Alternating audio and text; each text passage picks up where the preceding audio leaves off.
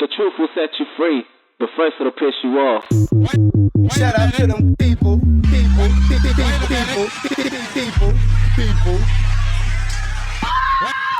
What is up, poppin' Dope Nation? Welcome back to my channel. It's your girl DOPEaxxPANA. Happy Dope-cember, guys. If you are new to my channel, make sure you hit the subscribe button and click the notification bell because I am dropping back-to-back bangers this month. I hope you guys are really enjoying Dope-cember. I'm having so much fun with it. And today I just wanted to do something a little different with this video. I'm actually going to be doing a chit chat because a lot of you guys have asked me how I built my clientele, and I'm going to be giving you guys 5 tips today to help you guys build your clientele, and these are all things that have personally worked for me. So while I'm talking to you guys about that, I'm going to be styling my friend's hair, and I'm doing a super cute feed-in ponytail. I called it a feed-in goddess ponytail because I am going to be using some Freetress hair in there to make it like have a goddessy look, and it's super cute. I absolutely loved it. So yeah, make sure you guys keep on watching. So my first tip for building clientele is branding yourself on social media. Clearly I have a YouTube channel that is booming, but honestly, a majority of my clients do not come from YouTube because a lot of you guys are out of state. A majority of my clients come from Instagram. With that being said, I think Instagram and Facebook are the best tools to market yourself. You can also use YouTube and Snapchat, but they are a lot harder. I think YouTube is definitely a lot harder than a lot of people think. It takes a lot of consistency, creativity, and just time in general. And Snapchat is a lot more personal, so I think Snapchat is great once you have a following. But I think it is kind of hard to build on Snapchat. It's like more of a personal type thing, you know, just trying to get people to follow you. So I would definitely recommend trying Instagram and Facebook first. And the way that I got clientele through Instagram and Facebook is really by hashtagging. So whenever I would post a picture, I would hashtag for my area. So for example, I live in the Bay Area, so I would hashtag Bay Area braider, Bay Area hairstylist, those type of things. And then I would also hashtag for surrounding areas. So I would hashtag Oakland braider, hashtag Sacramento braider, just different things like that.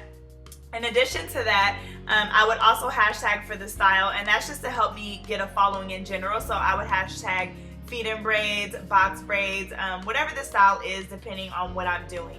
And I have gotten a lot of clientele off of Instagram just because my page, I've tried to keep it really professional. I think where a lot of people go wrong is they mix their personal and business. I have a personal Instagram and I have a hair Instagram, and I noticed that once I separated the two, I started getting more clientele, and people just feel like you're a lot more professional when you just keep that separate. Some people don't want to see your personal life. Some people only want to see hair pictures, and I noticed that when I separated it, I just started getting more followers, and I started really reaching the audience that I personally wanted to target.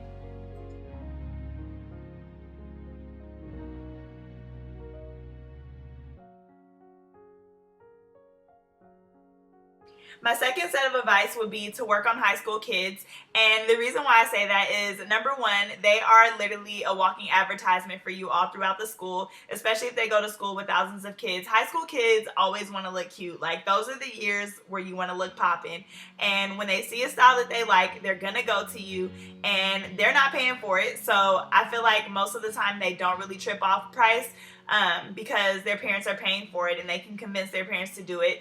And also, high school kids post a lot of selfies, so that's perfect. Like, you have a lot of client selfies, they're putting the picture on Instagram, they're always trying to get followers, so that's just extra people seeing your work. And I've always had just really good success with high school kids. They always refer people. People will see like a selfie they post, like, oh my God, who did your hair, girl? And they'll be like, oh, you know, this is my braider. So yeah, I love working on high school kids. That is like, has been one of the most popular forms of advertisement for me.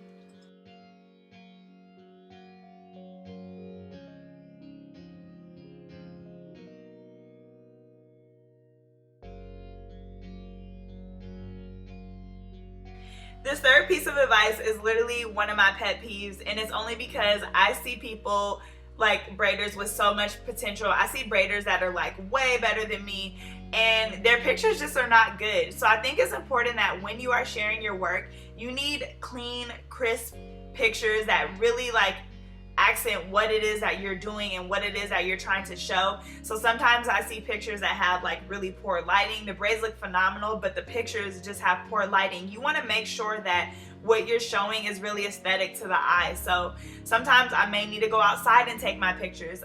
Me personally, I invested in a ring light because I obviously have a YouTube channel and that's what I use to film my videos. But I know that everybody can't afford a ring light, but just trying to find the best area that you can take the picture in, you know, that has the best lighting, whether it be outside or, you know, in a kitchen that has a chandelier, or wherever you can get the best lighting for your photo, do that, because that really can make or break just the look of your picture. You want it to be nice, clear, and crisp so people can see like, okay, she has great parting, she has really neat braids.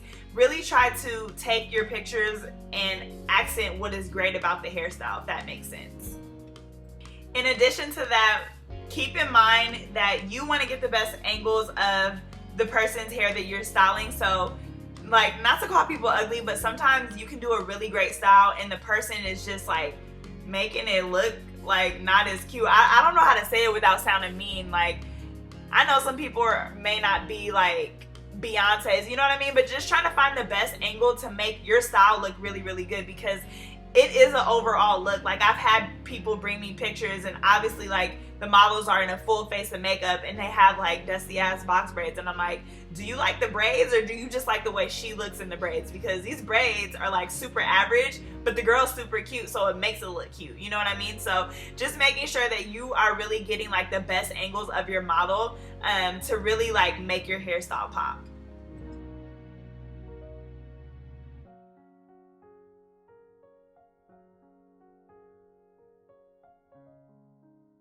Number 4 is just about making sure that whoever you are working on, whether it be family or friends, just to remember that anybody's hair that you touch or do is a walking form of advertisement. So you always want to take your time. You always want to do your best on each person, because they can be in the grocery store, church, at school, they can be anywhere, and they're rocking your hairstyle. You want people to stop them and number 1, compliment it, because when that happens, they're like, okay, I gotta go back because she did a bomb job.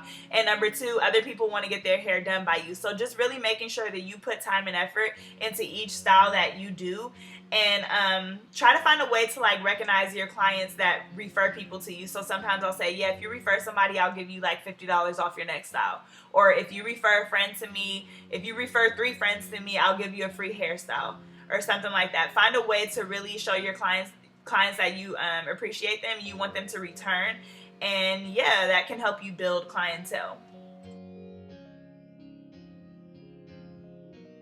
And last but not least, my 5th piece of advice is to stay trendy. So I follow a lot of hair pages, and whenever I see something that's trending, like boom, goddess box braids were in. I'm doing goddess box braids, because people want the trendy stuff. They want to see, you know, what's next. And that's all about challenging yourself to step outside of your comfort zones and try new things.